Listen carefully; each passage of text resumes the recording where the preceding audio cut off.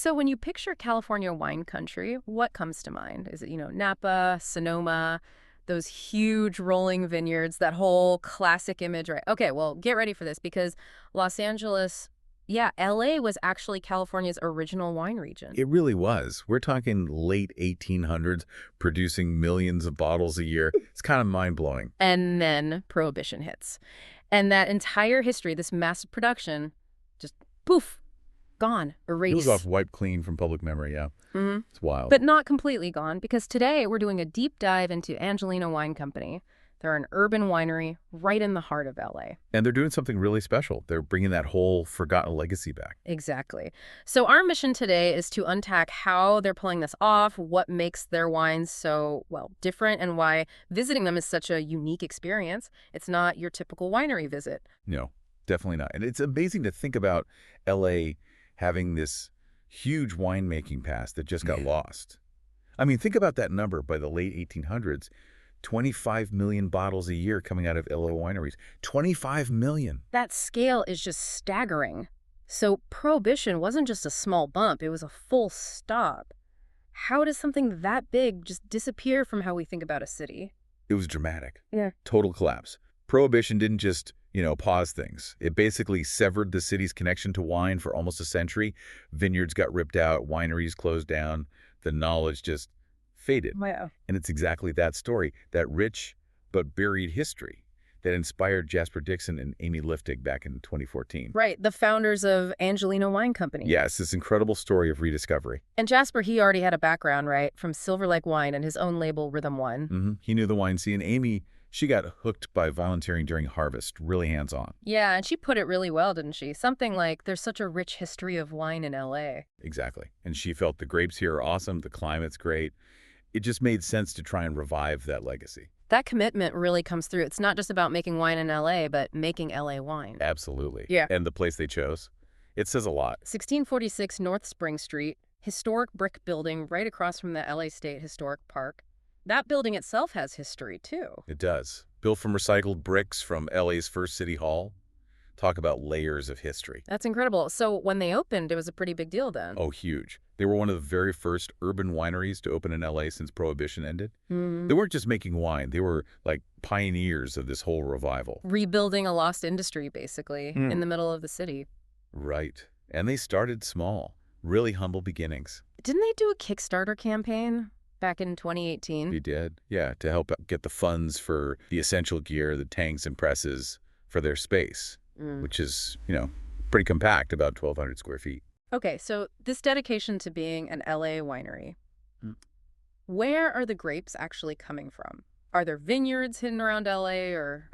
Not exactly hidden downtown, but they are absolutely committed to sourcing only from LA County vineyards. That's key. Only LA County. Their main partnership, a really crucial one, is with Juan Alonso. He owns Alonso Family Vineyard up in Agua Dulce. Agua Dulce. That's about an hour north of the city center. Yeah, roughly. It's in the Sierra Pelona Valley AVA that's a designated American viticultural area. Got it. And Alonso, he's got an interesting background, too. He does. He's originally from Galicia in Spain, and he planted Spanish varieties like Albarino, but also other really unique stuff on his vineyard. This local sourcing is just fundamental for Angeleno.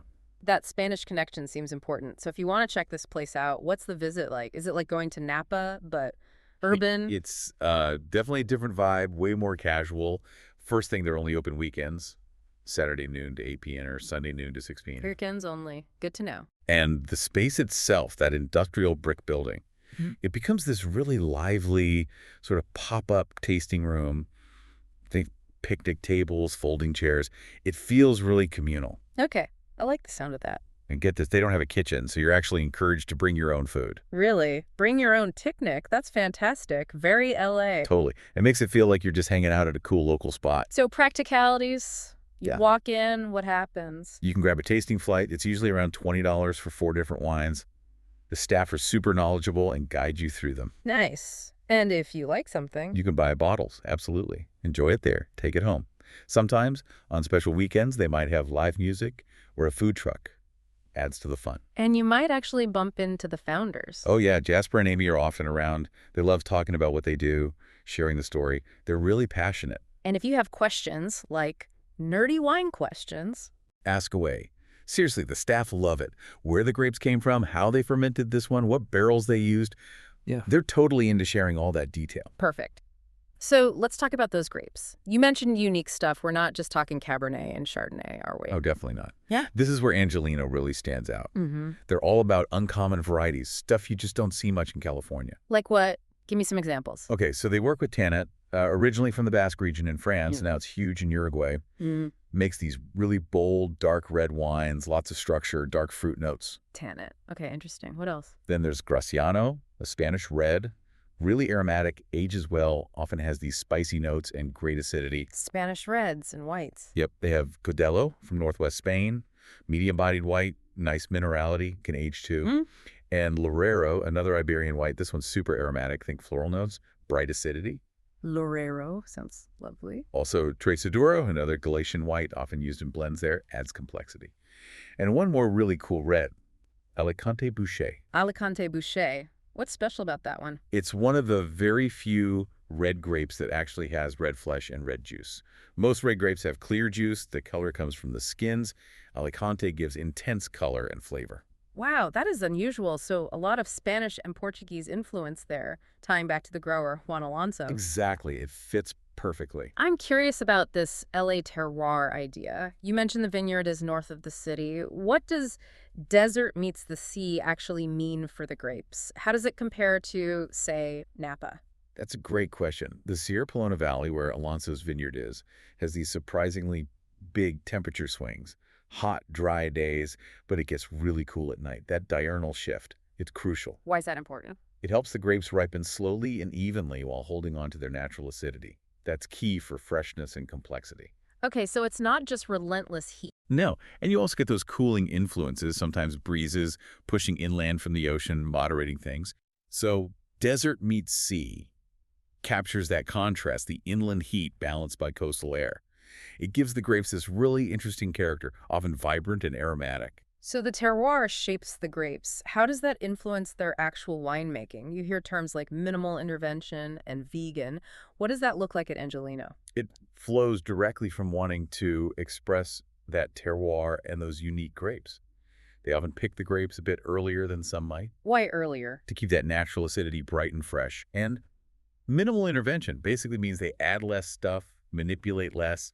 They might use wild yeasts that are naturally on the grapes for fermentation. Letting the grape speak for itself, kind of? Exactly.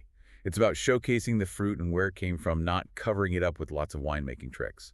And 100% vegan just means they don't use any animal products in filtering or refining the wine. Like egg whites or gelatin, which are sometimes used. Right. They use plant-based fining agents, Hmm. or often just let the wine settle naturally. It's an important distinction for a lot of people. The goal is really authentic wine that tastes like LA.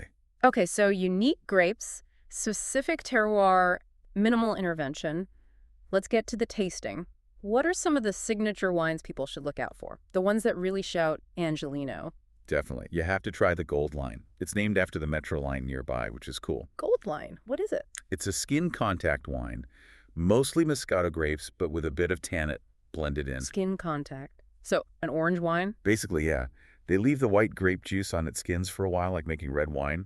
It picks up color in this beautiful amber hue, plus tannins and amazing complex flavors. Think like apricot, orange peel, maybe some herbal notes. It's really unique. That sounds fascinating. A must try then. What else? For something bubbly, their California Crackler.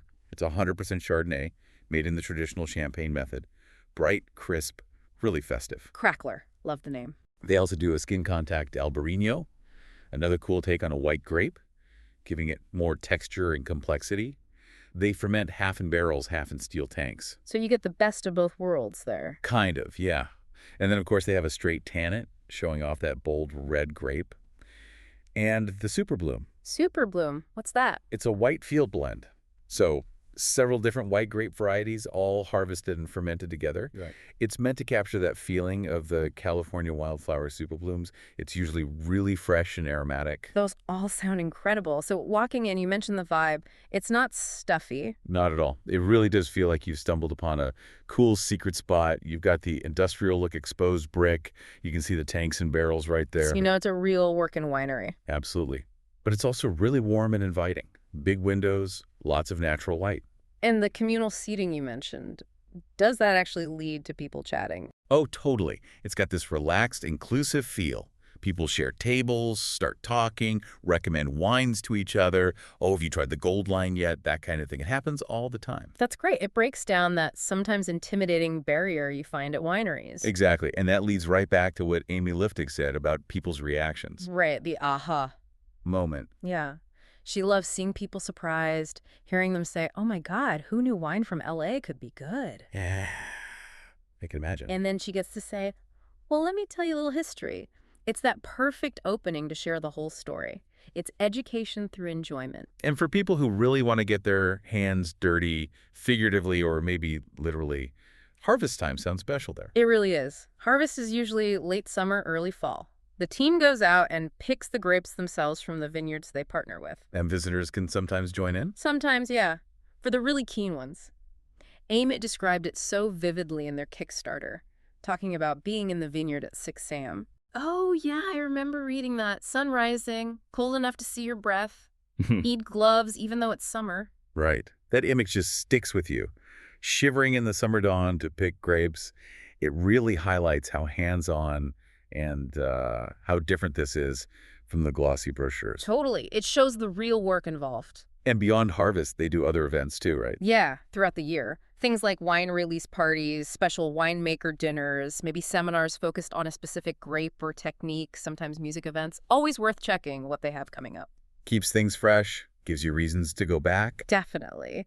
But there's one project that sounds incredibly unique, the Angelica project. Tell me about that. It sounds deeply historical. Oh, it is. It's maybe one of the most amazing things they're involved in. They teamed up with the California Missions Foundation. The actual missions? Yeah, and other members of the LA Vintners Association. They went to Mission San Gabriel Oh. and helped tend these incredibly old vines. Some of them date back to 1770. Can you imagine? Wow, vines from the 1770s. Still alive. Still alive, still producing fruit. And they harvested that fruit, mission grapes, to make Angelica. Angelica, what kind of wine is that? It's one of the very first types of wine made in California. Traditionally, it's a sweet, fortified wine. They used the mission grapes and added brandy. So they recreated one of California's oldest wines from some of its oldest vines. Exactly. It's this direct, tangible link back to the absolute beginnings of California wine. It just perfectly shows their commitment to honoring that history, actually tasting history. That is seriously cool. Okay, so if listening to this has inspired you, let's recap the practicals for planning your own deep dive visit. Right. Remember, weekends only. Saturday, 12 p.m. to 8 p.m. meters. Sunday, 12 p.m. to 6 p.m. Location, 1646 North Spring Street, Los Angeles, 90012. Small groups usually don't need reservations, but if you have a bigger crew, definitely call ahead. And don't forget, bring your own snacks. Picnic time. Street parking is generally around, and those tasting flights are $20 for 4 wines. Pretty reasonable. Any tips for the best time to go on those weekends? Well, like a lot of places, if you go earlier in the day, say around when they open at noon, it's usually less crowded. Ah, good tip. More chance for personal attention, maybe chat with the staff more? Exactly. You get a bit more space and time, which can be nice, especially for a first visit. So when you visit Angeleno Wine Company, you're doing more than just tasting wine. You're actively supporting this revival of LA's wine history. Absolutely. And it's truly local. They mentioned that something like 85 to 90% of their sales are direct to consumer, right there in the tasting room. That's huge. Your visit makes a real difference. You're literally part of the story. And if you really fall in love with it, they do have a wine club. Ah, yes, the deeper commitment. What kind of perks? Things like special pickup parties, often with food and music member-only event invites, discounts on wine, and crucially, first dibs on limited releases or new vintages. So you get the inside track. Nice. It's a great way to stay connected if you dig what they're doing. It really feels like Angeleno Wine Company is one of those hidden gems, but it's right there, hiding in plain sight in the middle of LA. Totally. A secret urban hideaway, like you said. It's a place for discovery, whether you know a ton about wine or are just curious. And it connects you back to this vital piece of LA's past that most people just don't know about. Which really makes you think, doesn't it? Yeah, how so? Well, it makes you wonder, what other hidden histories are out there? Right under our noses in the places we think we know so well. Huh. History's just waiting for someone to uncover them, maybe revive them. Exactly. And maybe what unexpected passions or stories are waiting for you to discover right in your own city.